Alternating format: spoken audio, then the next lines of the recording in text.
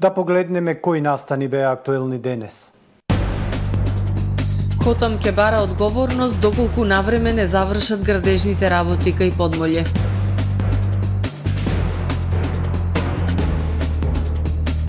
Структурата на барањата и висината на штетите од невремето ќе се утврдува по 30 јуни.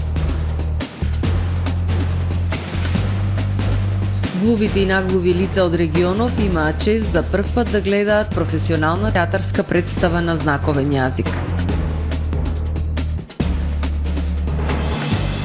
Охрид и Македонија знаат да бидат совршени домаќини на спортски случувања. Дописничка за BBC го навлече гневот на македонците со саркастичен твит за Охрид. За најавените и за останатите настани од денес ќе ве информираме во дневникот кој започнува по временската прогноза. Останете со ТВМ. Трпе Инвест ви донесува метео на ТВМ.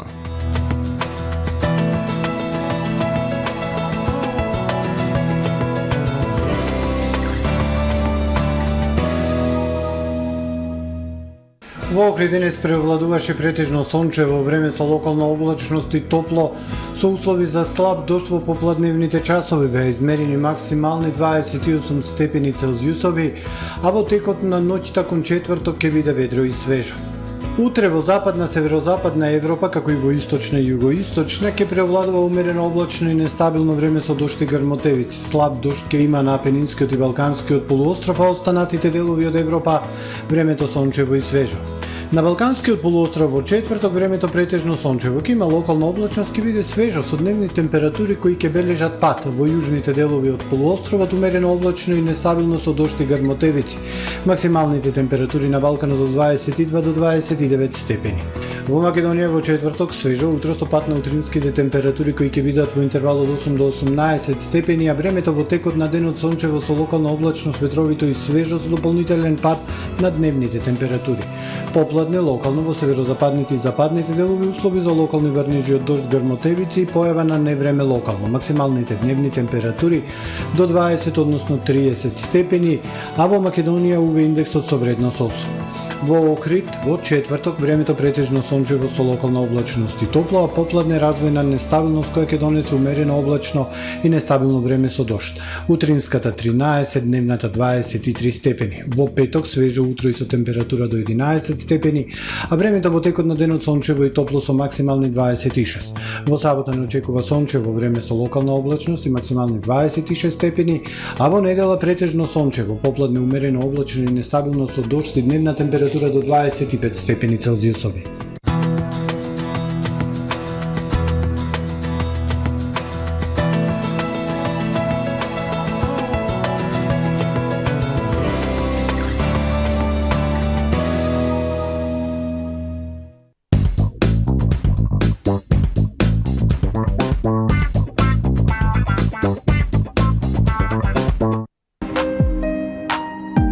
Ресторан Далга. Добре дојдовте во светот на Кармен Бау Центар. Во беспрекорно уреден продажен простор, купувањето во еден Бау Центар никогаш не било попријатно. Со гордост ви го представуваме нашиот шоурум Мараци, со најголем избор на плочки од Мараци и санитарија од светски познатите брендови Грое, Колпасан, Идеал Стандард, Рока, Унитас. На располагање ви е нашиот архитект, кој ќе ви помогне во осмислување на вашиот проект. Располагаме со најбогатата палета на ламинат во државава. Одберете од 100 различни дизајни на Свис Кроно. Покрај стандардниот избор на фасадните системи Кнауф и Бекамент, ви нудиме богат избор на професионален алат на реномираните производители Bosch и Divol. Кармен Бау Центар на улица Железничка. Брз кредит не значи скап кредит. Да, добро слушнавте. Аплицирајте за најповолните онлайн кредити со износи од 10.000 до 180.000 денари и рок на отплата до 30 месеци. За повеќе информации посетете не во Центарот на Охрид или аплицирајте веднаш на manimax.mk. Manimax. ваш доверлив финансиски партнер. Тамаро е 25 години охридски водички лидер и препознатлив бренд. Обуките од менаџерскиот тим се доказ за максимална посветеност кон вработените. Тамаро Холдингот се грижи за организацијата и на време пренесените информации кои отсликуваат тимската работа. Секој успех на вработениот е успех и на компанијата. Маркетите располагаат со производи со висок квалитет од секакви брендови по одлични цени. Вкусните печива од Анабела пекарата се веќе омилен појадок на многу потрошувачи во Охрид. Анабела кујната услужува голем број на потрошувачи и компании.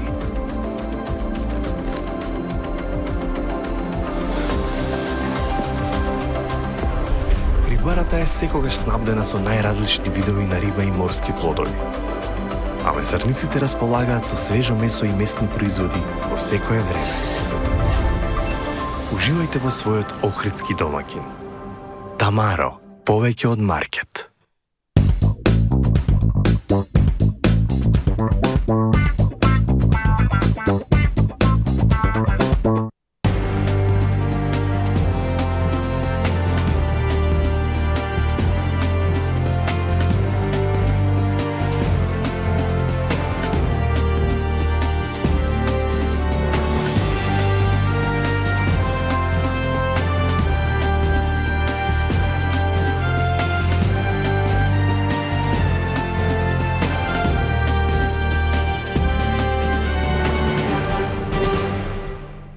Добар ден, прво издание на Дневникот на ТВМ телевизија.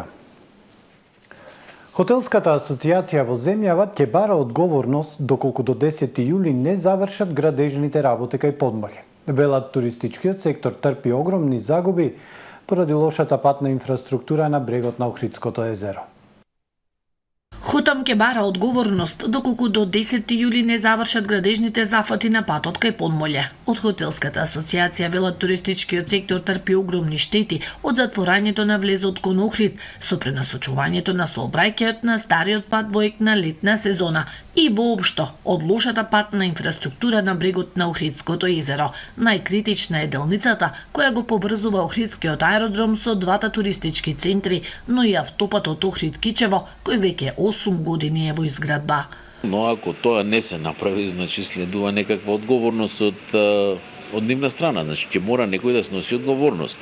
Додека не почнеме со одговорности на одредени задачи кои треба да се исполнат, значи нема да одиме напред. Ако тоа се задолжи исто како автопатот, може да биде и со месеци и сезоната ќе помине, се трпат огромни штети, не само ние, него индиректно сите трпиме штети. Лошата патна инфраструктура во двата туристички центри на брегот на Охридското езеро е една од главните забелешки на туристите.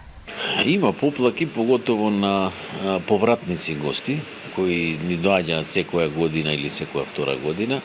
И, пример, ако биле пред година дена, па сме рекле, нели, збогум, се надеваме дека следниот пат кога ќе дојдете, дека ќе бидеме подобри и дека патот ќе биде направен.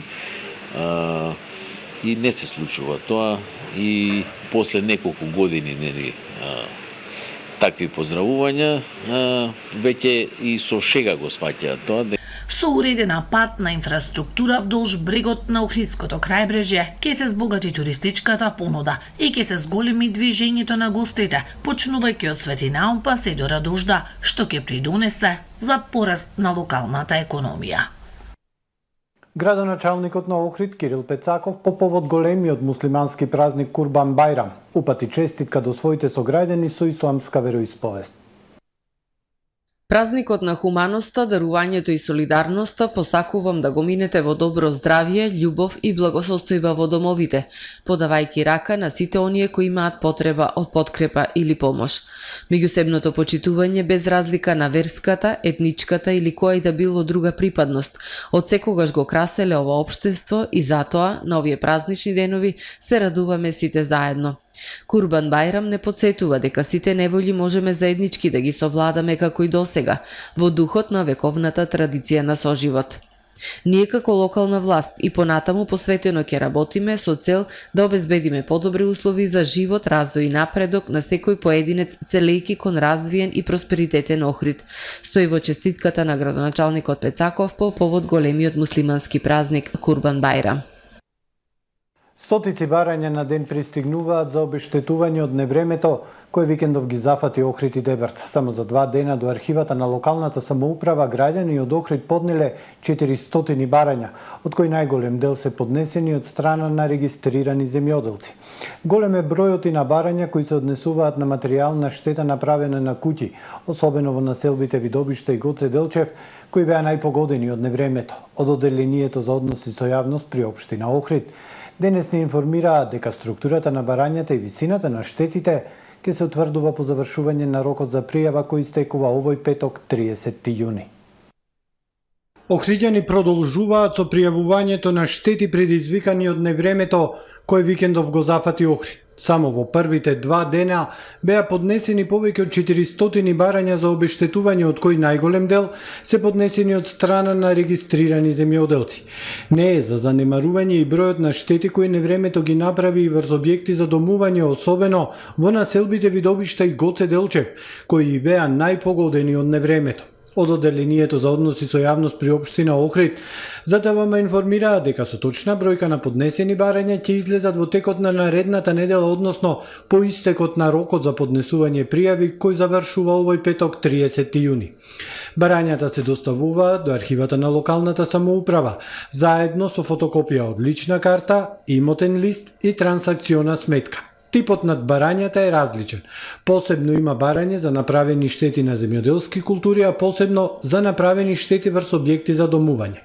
Потоа барањата ќе ги преземе Комисијата за проценка на штети, која ќе излезе на терен и ќе направи увид на состојбите и проценка. Соодветната комисија, после направениот увид и проценка, ќе изготви извештај кој треба да го достави до Советот на општина Охрид на некоја од наредните седници. Дали локалната сама ќе ги покрие штетите или ќе побара интервенција од страна на државата, останува да видиме после проценките кои ќе бидат содржани во извештајот. Дописничка на BBC го навлече гневот на македонците со твит за Охрид. Новинарката денеска се обиде да објасни дека била саркастична и дека се заљубила во Охрид. Дописничка за BBC од Вашингтон, Сузан Кијанпур, го навлече гневот на македонците со саркастичен твит за Охрид. Таа вчера на Твитер објави видео од возење по Охридското езеро со кајче, а на постот напиша: "Дефинитивно не доаѓајте на Охридското езеро. Охрид е ужасно место во Северна Македонија. Скапо е, лошо време, гужва." Новинарката Кијанпур денеска на Твитер објасни дека се заљубила во Охридското езеро и дека тоа било само саркастичен твит. Таа напиша: "Илон Маск, каде е копчето за превод да видам што велат моите нови пријатели од Македонија? Не знам дали се гневни или им е мило што се заљуби во нивната земја по мојата спонтана посета на Охридското езеро." Некои следачи не го сватија сарказмот на Кијанпур и следуваа голем број реакции. Новинарката во еден твит се обрати и до порталот Експрес МК, кој го објавија нејзиниот несреќен твит. Сарказмот е најниската форма на духовитост, рекол Оскар Вајлд, и очигледно тоа не поминува секогаш добро, порача Кијанпур. Предходно на 25 јуни Кијанпур, на која посетата на Охрид е 70-тото место од нејзиниот предизвик да посети 100 туристички локации низ светот, објави слики од плажа при што напиша дека Охридското езеро е поубаво од езерото Комо и додаде дека треба да се посети тој недопрен скапоцен камен пред да стане туристичка замка. Глувите и наглуви лица од Охрид и Струга имаат чест за прв пат да гледаат професионална театарска представа на знаковен јазик. Станува збор за представата Улав сте, која ги обработува проблемите на младите и фактот дека населението се иселува од државата. Автоцензура која е присутна од стравот да се кажат јасно и гласно општествените проблеми. Представата е во продукција на Битолскиот АТО Центар за современа уметност и култура. Прва професионална представа на македонски знаковен јазик за возрастни лица со оштетен слух и наговорен македонски јазик за љубителите на театарската уметност се одигра и во Струга. Од Центарот за култура браќа Миладиновци од Струга информираат дека интересот за представата бил огромен, била организирана посета од страна на Сдруженијата на глуви и наглуви лица од двата града, а интерес за представата имало и од огромен број индивидуални посетители кои имаа можност да се запознаат со убавините и богатството на македонскиот знаковен јазик, кажа директорката на Центарот Николина Велковска-Глигоровска. Представата Улав Стек ги обработува проблемите на младите и фактот дека населението се иселува од државата. Автоцензура која е присутна од стравот да се кажат јасно и гласно општествените проблеми. Приказната се раскажува низ призма на глувонемата заедница во која актерите во име на глувите лица без цензура ги раскажуваат сите општествени неправди кон оваа ранлива категорија граѓани. Стандардизација на македонскиот знаковен јазик и поголеми права за лицата со оштетен слух се пораките на оваа прва професионална представа на знаковен јазик за возрастни во продукција на Битолскиот АТО или Центар за современа уметност и култура. Станува збор за дејствие кое ја следи љубовната приказна на Дамјан кој нема проблеми со слухот и Сара која не слуша. Првиот предизвик со кој се соочуваат е неприфаќањето на нивната врска во се од средината и смејувањето, се до оној момент додека љубовната приказна меѓу овие млади луѓе не заврши, осудени од општеството да живеат во паралелни светови. Неговиот свет на музиката, а нејзиниот свет на тишината. Автор и режија на представата Улав Сте е Јован Ристовски, толкувач на знаковен јазик Екатерина Шарковска, асистент Елизабета Георгиева. Соработник за знаковен јазик е Мартин Ангелов. Народната банка на Македонија и Централната банка на Холандија по 15 пат ја организираат конференцијата за плаќањата и пазарната инфраструктура. Годинава конференцијата е насловена "Обликување на платежните иновации" и ќе се одржи од 29 до 30 јуни во Охрид. Јакнење на финансиската рамка на патот кон единствената европска платежна област СЕПА преку поврзување на платежната инфраструктура на Западен Балкан со инфраструктурата на Европската Унија, дигиталните валути на централните банки ширум светот, тековните состојби, очекувањата и стратегиите поврзани со нив, отвореното банкарство и иднината на финансиските услуги кои што се во склад со финтек се дел од темите на кои ќе дебатираат представници на голем број централни банки, деловни банки, дебанкарски даватели на платежни услуги и други институции на 15-тата конференција за плаќањата и пазарната инфраструктура. Годинава конференцијата е насловена "Обликување на платежните иновации" и ќе се одржи од 29 до 30 јуни во Охрид. Народната банка на Македонија постојано превзема бројни активности за модернизација на постојната платежна инфраструктура преку примена на технолошките новитети. Викендов во спортско-рекреативниот центар Билјанини извори теквондо клубот Хваран Китеев од Лескоец од Охрид го организираше меѓународниот теквондо ИТФ турнир Охрид Open 2023, на кој зедува учество околу 200 надпреварувачи од 24 клубови од Чешка, Хрватска, Босна и Херцеговина, Србија, Бугарија, Албанија и Македонија. Викендов нашиот град беше домаќин на меѓународниот ИТФ турнир Охрид Open, преку кој уште еднаш покажавме дека Охрид и Македонија знаат да бидат совршени домаќини на спортски случувања кои оставаат траен белег во спортскиот живот на нашиот град, та се позитивен пример за афирмација и промоција на различни спортски дисциплини. Организацијата беше на највисоко ниво. Направивме надпревар, што ретко некој во Македонија може да се пофали дека направил со таква организација, со што се гордееме читајќи ги коментарите од гостите на турнирот и од коментарите на сите очевидци. Овој надпревар го организиравме по сите највисоки светски ИТФ стандарди, со електронски судиски систем, со можност за видеопротест, вели председателот на Македонската традиционална теквондо федерација Маријанчо Лазаревски. Организацијата на турнирот не би била можна без генералниот спонзор ПН Метал, Општина Охрид, која несебично помогна во организацијата на турнирот, и Агенцијата за млади и спорт, која со признавањето Управувањето на нашиот спорт почна да ги вреднува успесите и да ни помага, додава Лазаревски. За најтрофеен клуб на турнирот беше прогласен теквондо клубот Хваран Китеев од Лесковец од Охрид, освојувајќи 3 пехари за најдобри поединци, 9 златни, 12 сребрени и 21 бронзен медал, додека како најдобри клубови на надпреварот беа прогласени Тим Србија, Хваран Квист од Охрид и Српски Сокол Зворник Босна и Херцеговина. На турнирот учествуваа преку 200 надпреварувачи од 6 европски земји, со што оваа меѓународна спортска манифестација се бројува во низата на најатрактивни теквондо настани во регионот. Во продолжение вестите од светот. 20 лица се уапсени поради нарушување на јавен ред и мир за време на протестите кои избија во Франција откако полицаец уби 17 годишен тинејџер. Убиството е снимено во Нантер, западно од француската престолнина, откако беше кажано дека младиот кој по потекло е од Алжир ги прекршил сообраќајните правила. Набрзо жртвата била идентификувана како М. Найл, 17 годишен возач-доставувач. Полицаецот во меѓувреме е уапсен, а околностите под кои се случило убиството се уште се нејасни. Синоќа на улиците на Париз избувнаа нереди, а беа запалени и неколку автомобили. Полицијата употреби солзавец за да ги растера помалите групи кои почнаа да прават хаос, и ако ситуацијата се смири по 3 часот утрово, тензиите продолжија, протестите се проширија и во други делови на Париз. Градоначалникот на Нантер Патрик Гери рече дека е шокиран од видеата и изрази сочувство на мајката на момчето. Најмалку 8 лица загинаа во руски напад врз градот Краматорск во источна Украина, соопшти украинската служба за итни случаи. Во соопштението се наведува дека се повредени 56 лица.